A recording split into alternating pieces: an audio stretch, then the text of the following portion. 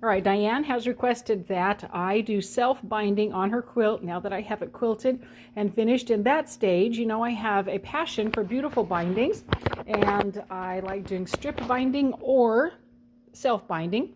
This one I'm going to be doing the self-binding. You can see how beautiful that backing is and how nicely it's coordinating with the front. So in order to have it ready to go, I am trimming with my ruler. I'm lining it up with somewhere inside the quilt with one of these borders right here. And that's where I'm going to prep by following the line all the way up on my ruler.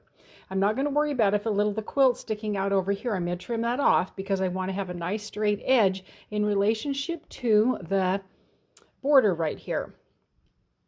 I've taken my smaller mat and I'm putting it between the batting and the back of the quilt, and I'm going to trim that off so that the batting and the front are the same distance, the same width, same measurement.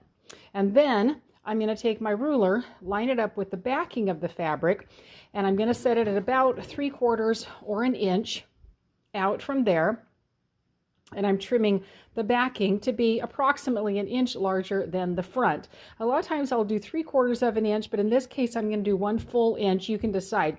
And if your front or your back or both are a really thick piece of fabric, like a flannel, a fleece, a minky, I would definitely suggest taking at least an inch. With those thicker fabrics or backings, I would suggest going a little bit more, even possibly 1 1/4 inches, and that depends upon how wide you would like your binding to be. To me, I'm going to fold that over twice, and that's going to be the perfect distance of a binding for me. And look at how beautiful that's going to look on there. So that's how I get it all prepped up. I call it forcing the quilt. I kind of force it to conform to where it's going to be in relationship to this ruler, and then I trim it off first with the batting and the front, and then with the backing about 1 inch wider.